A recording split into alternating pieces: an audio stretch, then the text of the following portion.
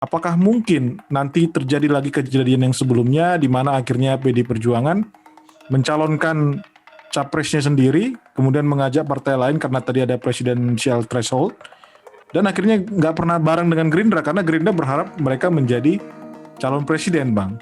Nah ini gimana pendapat Bang Ruhut? Ya, kalau pendapat saya yang perlu digarisbawahi, antara Ibu Megawati dan Pak Prabowo hubungannya sangat baik sekali. Jadi apa yang dilihat Yosi itu mungkin aja Yos terjadi. Ya, tapi memang ini susah Yos, karena ini bersamaan. Saya teringat sekali periode pertama waktu saya dukung Pak Joko Widodo. Ya. Kan pemilihan legislatif dulu 2014, beda dengan 2019. Ya. Pada waktu itu saya udah terpilih periode kedua DPR lagi. Ya. Ya. Jadi waktu Pak Luhut minta saya bantu Pak Joko Widodo, Pak Luhut Bincar Panjaitan, saya lapor ke Pak SBY. Tapi aku udah terpilih jadi DPR. Ya. Kan begitu. Ya. Tapi kalau sekarang ini bersamaan, aku nggak tahu nih musyawarah tokoh-tokoh ini, kan aku anak buah, aku di bawah, ya. Kalau melihat suara yang kemarin, ya memang ramai itu perdebatan. Karena kan kami pemenang. Lucu juga memang kalau kami pemenang, kami wapres.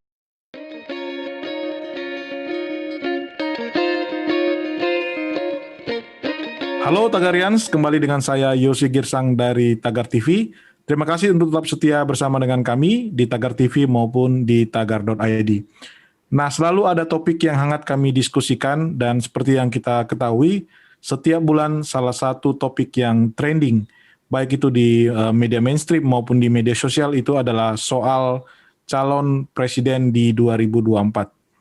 Dalam bulan lalu, di sekitar Oktober akhir, itu ada survei yang dikeluarkan oleh Indikator Politik perihal tentang berapa sih persentase dari data yang diperoleh untuk beberapa calon presiden yang kemungkinan akan maju untuk di tahun 2024. Demikian juga di dalam survei tersebut ada bicara tentang elektabilitas dari partai.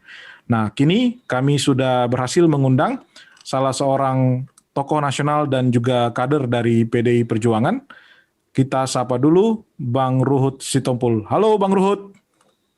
Halo Pak Yosi Girsang dan semua yang mengidolakan tagar.id dan Tagar TV. Saya Ruhut Poltak Sitompul. Terima kasih sudah hadir Bang Ruhut Poltak Sitompul. Nah, kita mau diskusi tentang soal Pilpres 2024 ini, Bang. Jadi hasil survei dari Indikator Politik Indonesia itu sudah dirilis yang menyatakan bahwa posisi puncak itu adalah Pak Ganjar Pranowo, kemudian disusul oleh Pak Prabowo Subianto, lalu yang ketiga di posisinya adalah Pak Anies Baswedan.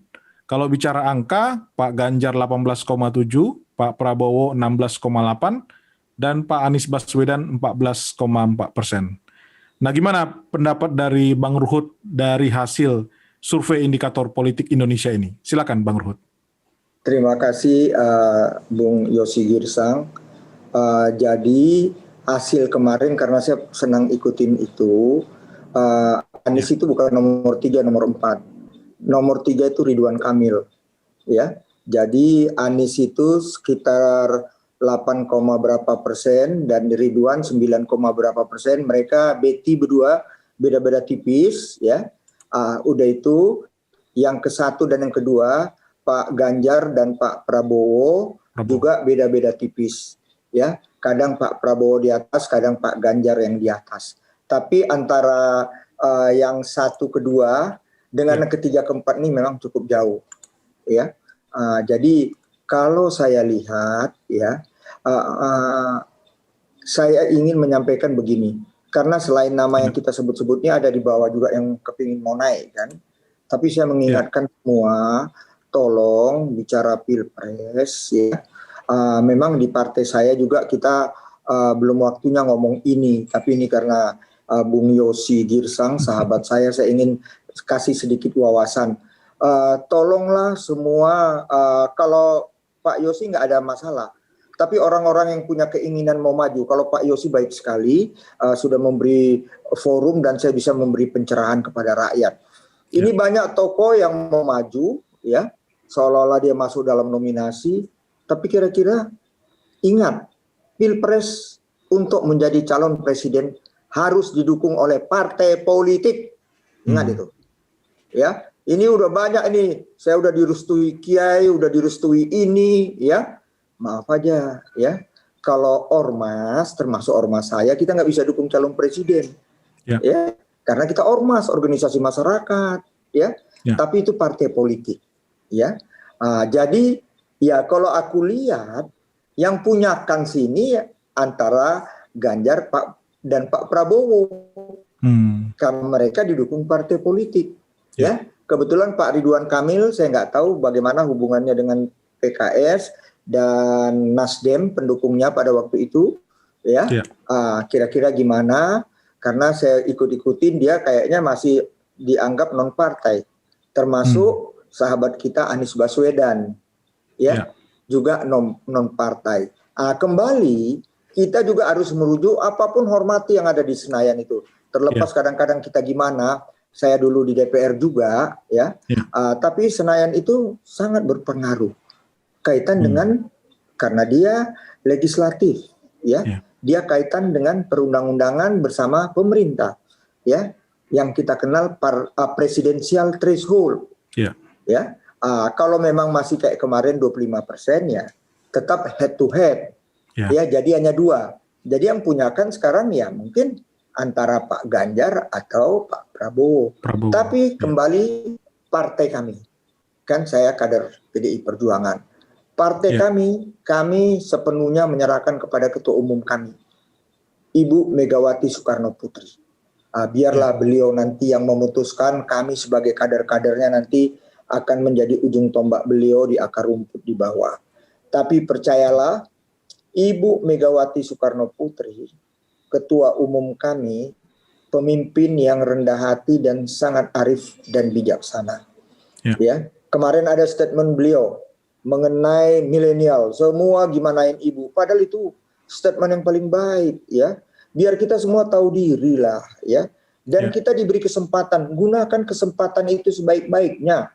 Ibu seorang ibu, ya, dia sangat sayang dengan milenial, ya. Tidak ada maksud ini kan langsung begundal-begundal provokator memanfaatkan seolah-olah kami gimana dengan generasi muda. Enggak.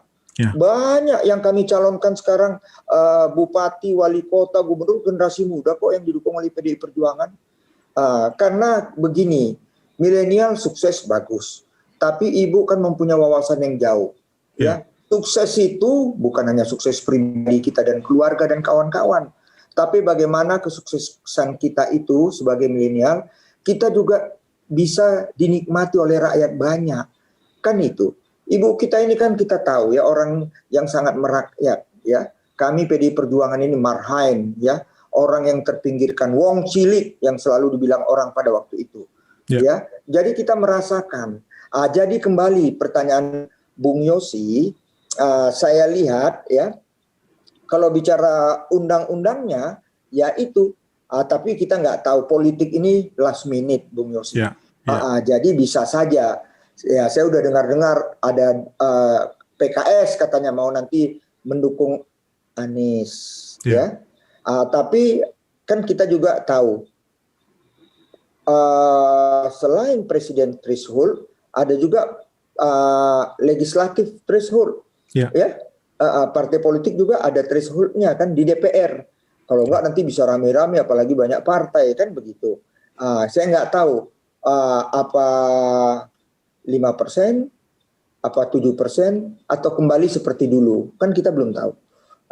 Jadi yang jelas sebagai panduan Bung Yosi, ya, hasil tadi kan hasil survei calon presiden, sekarang hasil survei partai politik. Ya, saya sekali lagi tapi juga kepada seluruh kader-kader kami PDI Perjuangan, kita tetap di bawah bersama rakyat, ya, bersama sahabat-sahabat milenial, bersama tokoh-tokoh agama dan semualah lapisan masyarakat, ya. Tetap tanamkan kita ideologi Pancasila, kita tidak mengenal dominasi mayoritas dan tirani minoritas, tapi kita pertahankan ini. Maksud saya Bung Yosi Girsang, kenapa pertahankan? Kami terima kasih. Kenapa?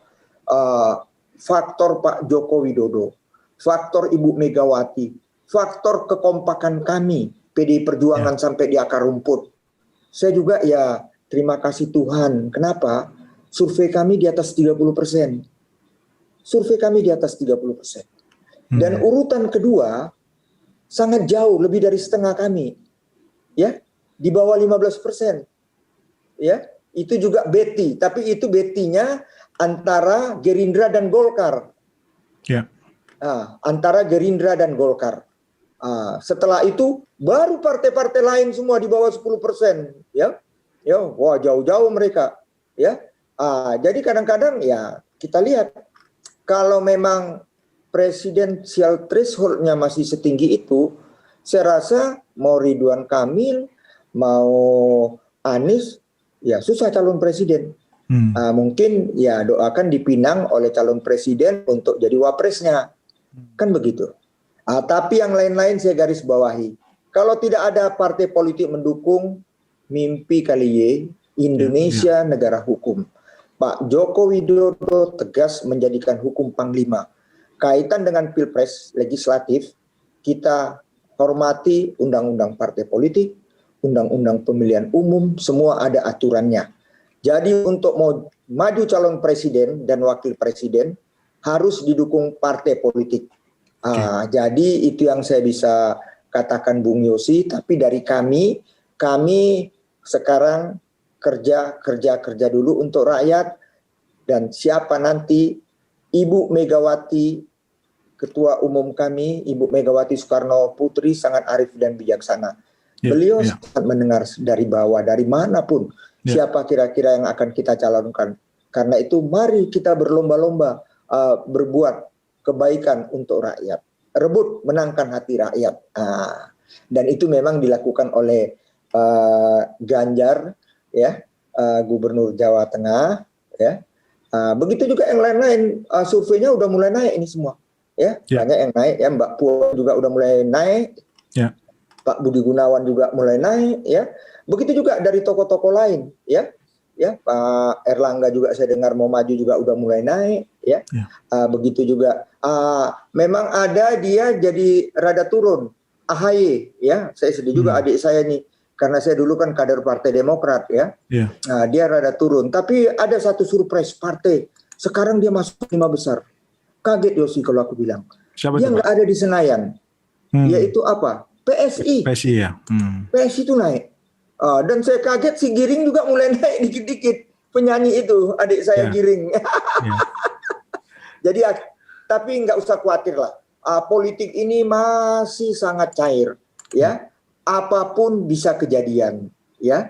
Karena itu saya selalu mengatakan politik last minute, tapi kita kerja aja dulu yang baik, ya, dan jauhkan jurang pemisah sesama kita. Kita harus bersama-sama.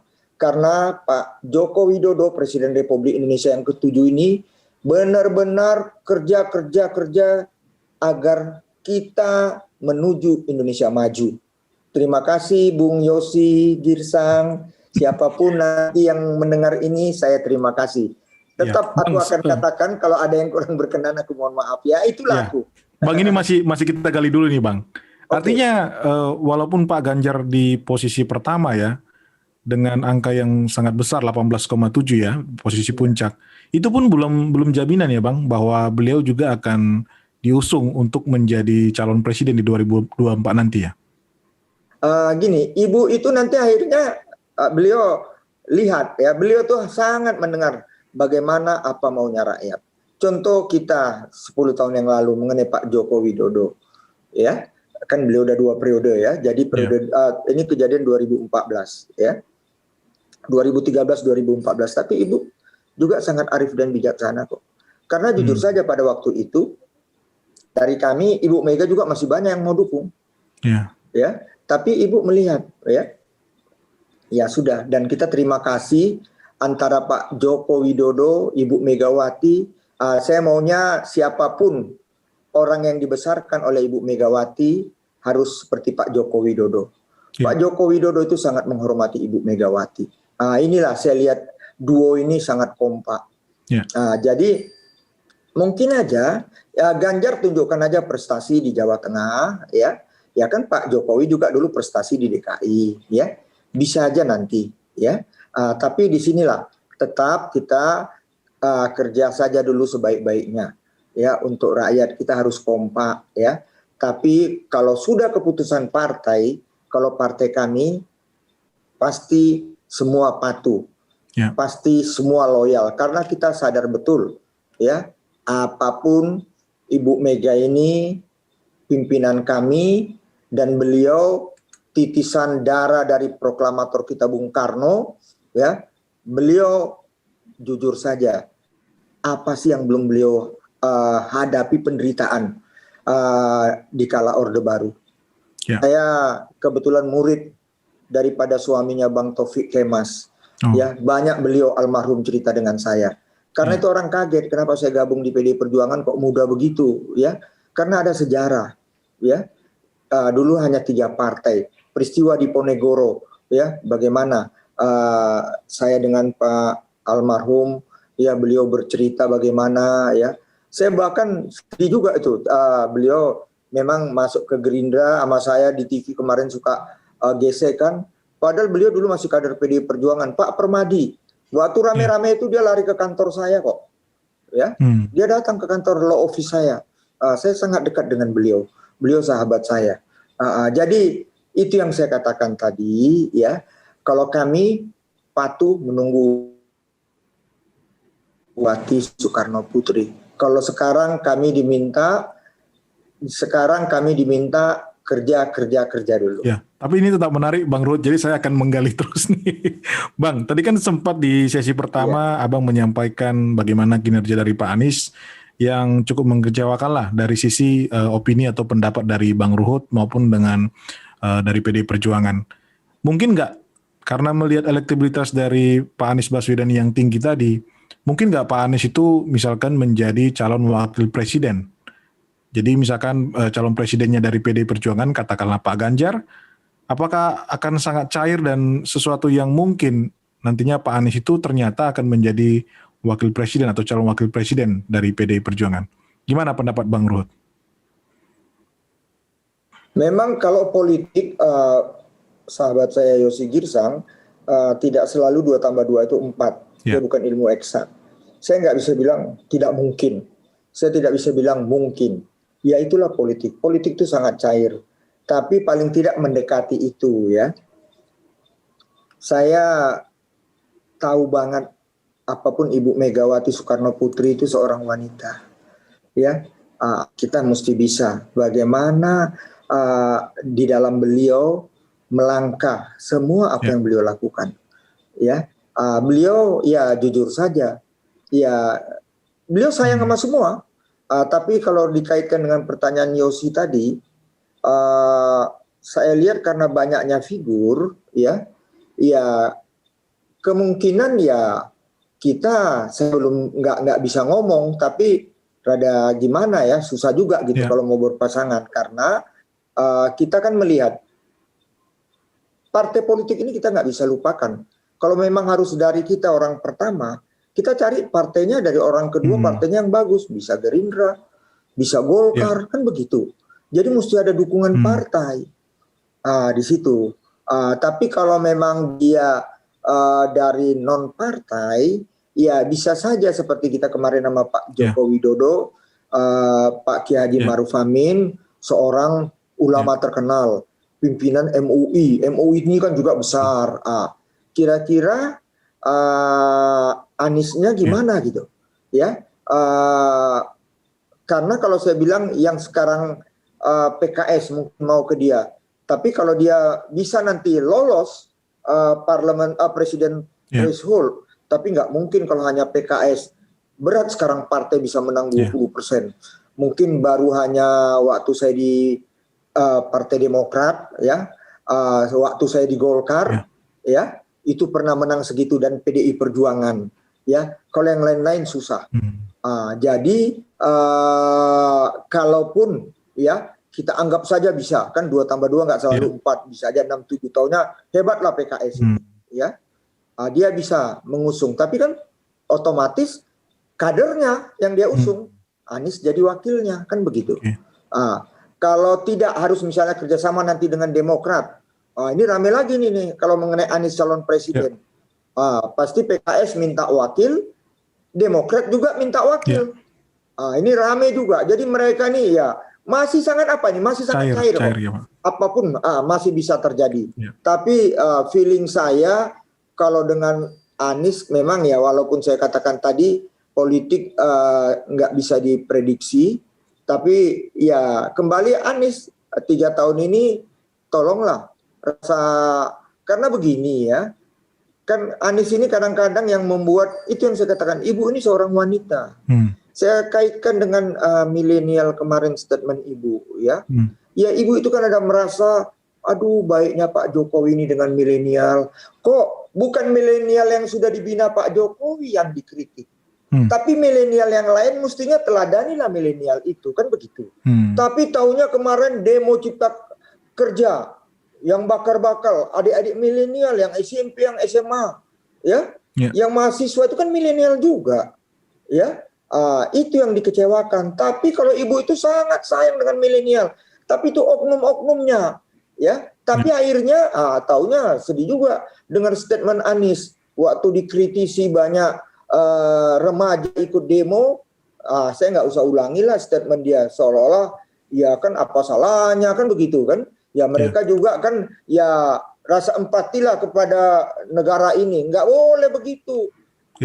Undang-undang Cipta Kerja, buruh demo oke lah, ya.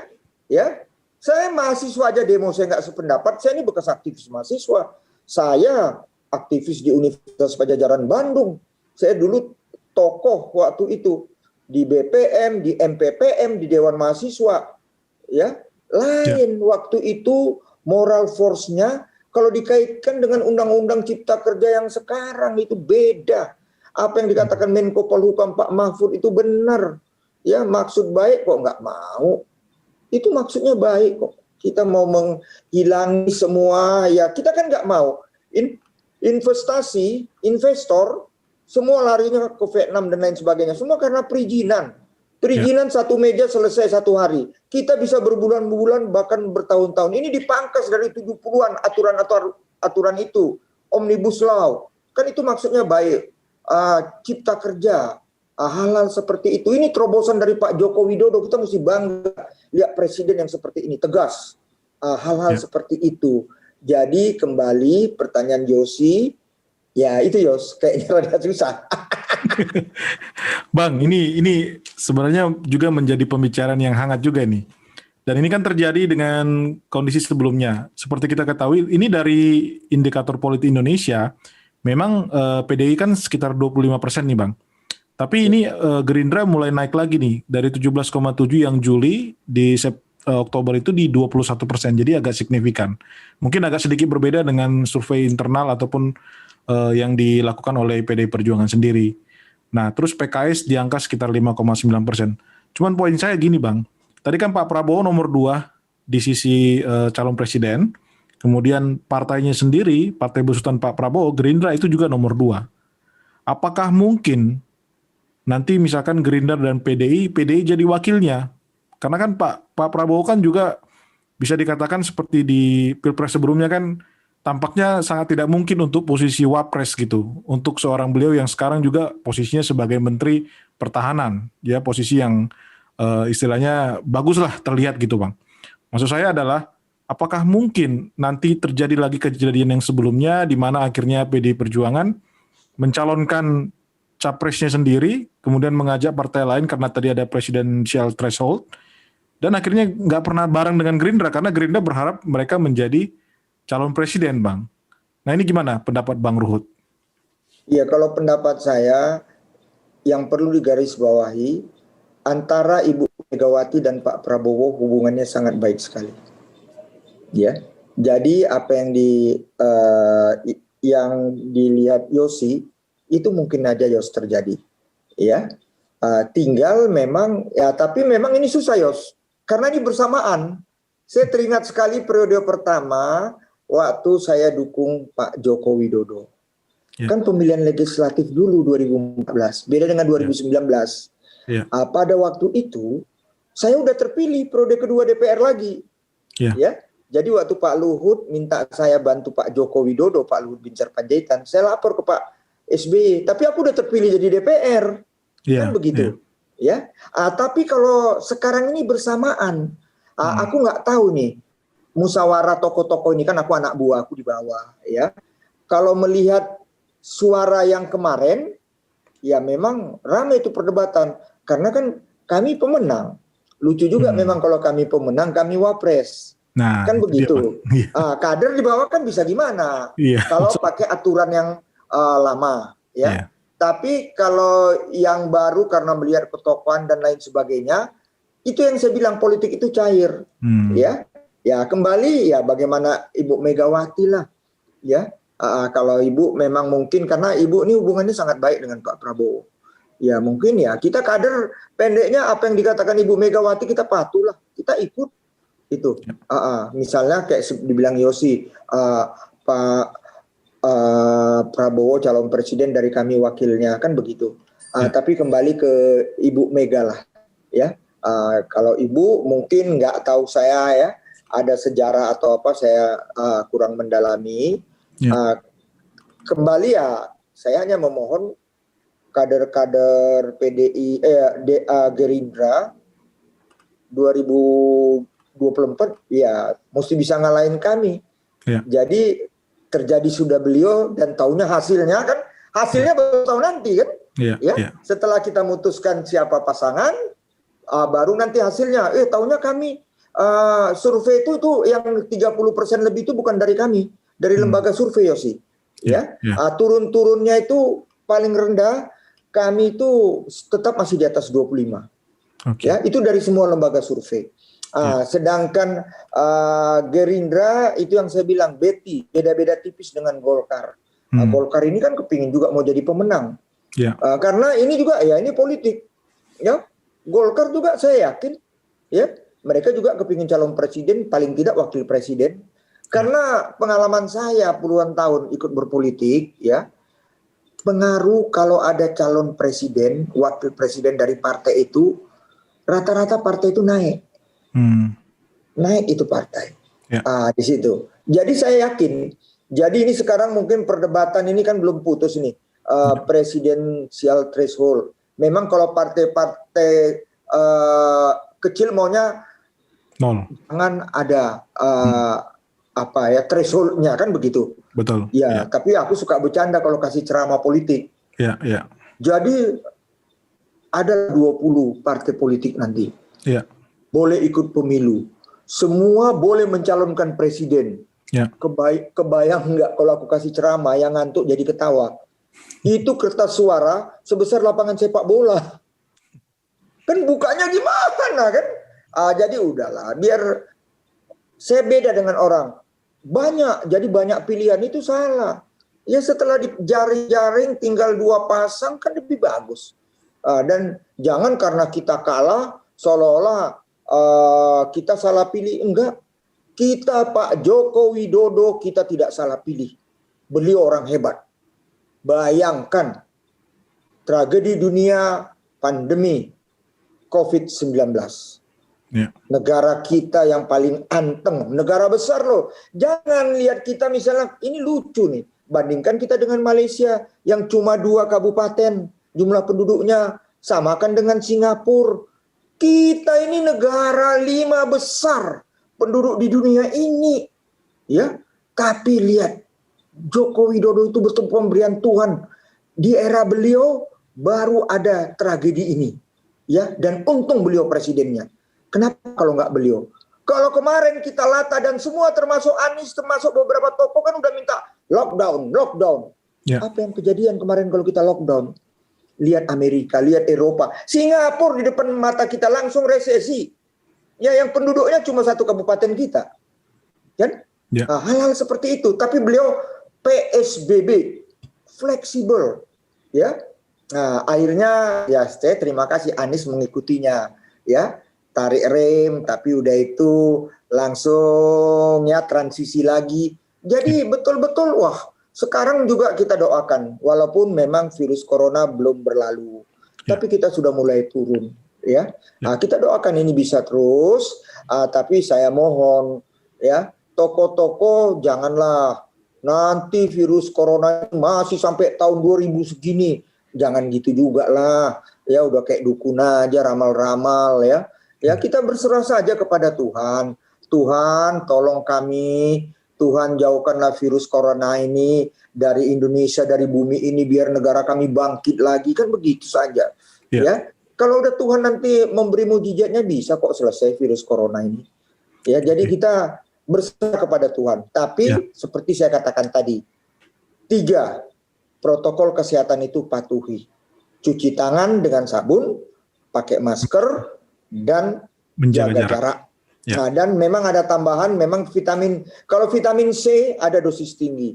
Vitamin D itu rada aneh. Aktivitas kita, tolonglah berjemurlah di atas jam 10 sampai jam 11. Ya minimal 20 menit. Kalau aku ini udah kepala 6, tapi aku tiap hari lari. Jam 10 sampai jam 11. Tiap hari. Tapi kebetulan itu memang hidup saya dari zaman saya mahasiswa. Jadi belum pandemi corona pun istri saya suka bilang, kamu hati-hati loh, kanker kulit. Ya tapi menurut cendekiawan orang-orang pintar mengenai kesehatan, yang sehat itu antara jam 10 jam 11. Jadi vitamin D di diri saya kuat. Jadi di situ. Tapi kunci satu, jangan sekali-sekali katakan tidak benar ada virus corona. Ada virus corona itu. Jangan sekali-sekali anggap remeh. Yang kena-kena. Cristiano Ronaldo memang nggak mau pakai masker, nonton bola aja nggak, sampai datang polisi, pakai masker lu, baru dia pakai. Donald Trump, lihat tuh bandelnya, dia kira karena calon presiden kena, ya. Tapi untung ada mujizat, dia dapat, kalau saya dengar dari serum dari Israel atau apa, 4 hari sembuh, ya. Hal-hal seperti itu. Yang penting apa yang dikatakan Pak Jokowi itu di mata saya itu hebat lah, bertemanlah dengan corona. Jadi kita berteman aja, nggak usah kita musuhi, ya. Tapi kita protek diri kita dengan protokol kesehatan.